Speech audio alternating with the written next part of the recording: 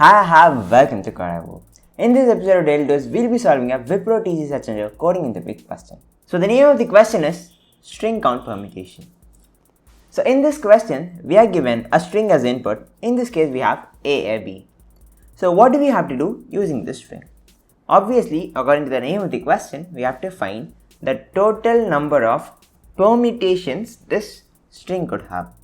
So what do I mean by that is, there are different ways in order to rearrange these letters A, and B to get different words, of course. So first we have AAB, and the other possibilities would be BAB, BAA, and so on, right? So in this case, there are only three possibilities, but if we had more letters or, lesser repetition, we would have more number of possibilities. So the thing is, we have to count the total number of possibilities in which we could rearrange these letters to form a word. So how do we do that, and what logic are we going to use to solve that? So in this sample input, as we saw, there are three possibilities: AAB, ABA, and BAA. So we have to find this count 3 and return it, and that should be our function. So how exactly do we do that? So in this case, the total number of letters that we had was 3. So first, the method to find this is 3 factorial divided by repetition factorial. This is a formula that we had learned in high school, I guess. So we are going to use that logic to solve this problem. So what are the total number of letters in this word? As I said, it was 3. So what is the total number of repetition that we have? In this case, A is repeated 2 times and we have just B 1 time. So if B was also repeated 2 times, then we would have to divide. So what do we do is, we first find the factorial of the length of the string. In this case, that is 3 factorial. And then we divide the total number of repetition of each letter by that number. So in this case, A is repeated twice and B is repeated 1 times. So since B is not repeated, it is just there once, right? So A is the only number that is repeated, and how much times has it repeated? It has repeated 2 times. So we are dividing it by 2 factorial. So 3 factorial by 2 factorial would give us our answer.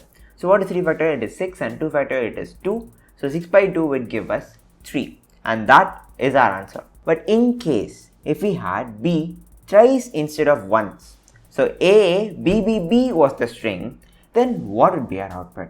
In that case, first, as usual, we'd find the total length of the string. A, B, B, B has 5 letters, and hence the length of the string would be 5. So 5 factorial divided by the total number of repetitions. But in this case, A is repeated 2 times, B is repeated 3 times. So if we have to find the repetition for each individual letter and divide that by the factorial of that number. So let me solve this sample input and help you with that. So A is repeated 2 times, and hence 5 factorial will be divided by 2 factorial. We'll get some output. And again, B is repeated 3 times. So we have to divide the result that we have, 5 factorial by 2 factorial, again by 3 factorial, in order to get the total number of possibilities in which we could rearrange these numbers. So that is the logic. So we have to find the total length of the string, we have to find the factorial of that number, and we have to divide that factorial by the total number of repetition of each letter. So if A is repeated 2 times, we will divide it by 2 factorial. If B is repeated 3 times, we will divide it by 3 factorial. And in this way, for each letter in that string, we have to divide that by the total number of repetition that letter has. And that would give us our output. Now let's move on to the program and code this logic. So here we are in our IDE. So we have 2 methods here other than the main function. Obviously, the main function would have the input str string and the length of the string, that is n, and it would pass on to this function string permutation. So the function would be called in the main function itself. So this function is being called, and all we have to do is we have to complete this function using the help of the factorial function. So why do we need this factorial function? As I said, we are finding the length of this string and finding the factorial, and then for each repetition we are finding the factorial of that number and repeating by the answer that we have already. So for that we need the factorial function. We do have a factorial function that is inbuilt into the compiler, but this question has been specifically noted that we should not use the main function, that is the default function that is specified in the comparator. So we have to write a factorial function and use that instead of the original functions that we have. So let us move on to the solving of this string permutation function. So the first step is of course to find the repetition of each of these letters. For that we are going to use a count array. So int ARR of 26. Why do we have 26 here? Because there are 26 alphabets in the English language, and we have given that we only have the lower case of these alphabets given as the input, and hence there will be just 26 alphabets. If they had uppercase, then it would be lowercase a to z, and uppercase a to z, it would have been 52 alphabets. But in this case, since it is specifically given to us, we just have to use the 26. And all we are doing is assigning 0 as the initial value for each and every one of these indices. So why do we do that? What we are doing here is we are creating a count array for all the characters in this string. So if the string has 2 A's, the 0th index would have the value 2 in it. If the alphabet Z is present only once in the string, then the 25th index, that is the last index, would have the value 1 in it. In this way, each and every index in this count array will have the total number of, or the count of, each of the alphabets that is present in the given string str. So let us traverse this string and create that count array. So for int I is equal to 0, I is less than n, I plus plus. So we are traversing this string and updating the value of the count in the count array. So for that we need the index. So as I said, A is being stored at the 0th index, B is being stored at the first index. So we need to find the index that we want to store for each character. So using str of I, we'll get the character. So str of I would give us the character. It could be A, B, C, or it could be up to Z, right?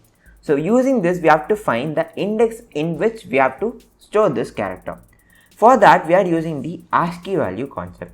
So int of str of I would give us the ASCII value of that character. The ASCII value of lowercase a is 97, it is lowercase b is 98, and it goes on till the ASCII value of z, right? So what we are doing is we are subtracting 97 from the ASCII value of str of I. So using this logic, if we have the value of a, it will be converted into ASCII value, which is 97. When we subtract 97 from the ASCII value, that is 97, we will get 0. That means 0 is the index where we need to store the count of a.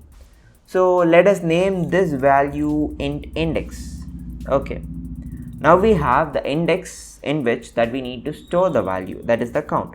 So array of index plus plus. Our next step would be to find the string permutation, of course. For that, let us first initialize a value called int answer, and this would be equal to factorial of n, that is the length of the string. So we had a, b. First thing that we did was finding the length of the string and factorial of that length of the string. So we had the string a, b, we found the length to be 3, and hence we found the factorial of 3, which was 6, I guess. So first we are finding the factorial of the total length, and then we are finding the repetitions using the count array and dividing it by that. So let us complete that repetition part. So we have the factorial of n stored in answer. Now we traverse this array, that is the count array that we created ARR, and then if it is repeated more than once, that is if the count is greater than 1, it means we have to divide the factorial of that number by answer, that is answer is being divided by the factorial of that number. So for int I is equal to 0, I is less than 26, because we know the length of this character array is 26 because there are 26 alphabets in the language, I plus plus. Okay, as I said, we are checking whether the count that is being stored at that specific index is greater than 1, because if it is equal to 1, we do not have to find the factorial and divide it by answer divided by the factorial of that number, because if it is equal to 1, or if it is 0, then the factorial of that number is of course 1. Factorial of 0 is 1, factorial of 1 is also 1. So if we divide any number by 1, we would have no effect, and hence we did not need to do that, and that is why we have this if statement. Even if you didn't include this if statement, we'd get the same answer, but it would just, divide every number by 1 if the value is 1 or if it is not repeated. So it doesn't matter whether you use this or not, you will get the same answer. So if array of I is greater than 1, so what are we doing here is we are dividing answer divided by the factorial of the count. So answer is equal to answer divided by factorial of array of I. Array of I is the location where we have the count of each character. So if the count is greater than 1, in this case, we are coming into the if statement and we are dividing that number by the factorial. So we had 2 A's in the sample input that we saw. So when we come into this for loop, what it will do is it will check whether 2 is greater than 1. It is true. And hence the statement inside it will be executed. Answer is equal to answer divided by factorial of 2. So the answer was 3 factorial, which was 6. And the factorial of 2 would be applied here. Factorial of 2 is also 2, and hence 3 factorial 6 would be divided by 2, and we would get the answer as 3. And that would be stored in the value answer. And after this for loop ends, that is, after it has checked for each and every alphabet that its repetition is counted into the rearrangement, then we would have to return this answer because that is our answer. And that would complete this function. So what we have done here is we have found the factorial of all the numbers, that is the length of the string, and then we have divided the repetition part by finding the factorial of the repetition and dividing it by the original answer that we had. And we are doing it for each and every alphabet in that string, and then we have got the output. So let us run this program and verify our output. And we have got the output as 3. And that is the end of this program. Let us move on to the try dot session. So what would be the output if we pass the values a to the function that we just completed? Let me know your answers in the comment section below. If you love this video, please drop a like and comment down below if you have any questions. And please don't forget to click the subscribe button.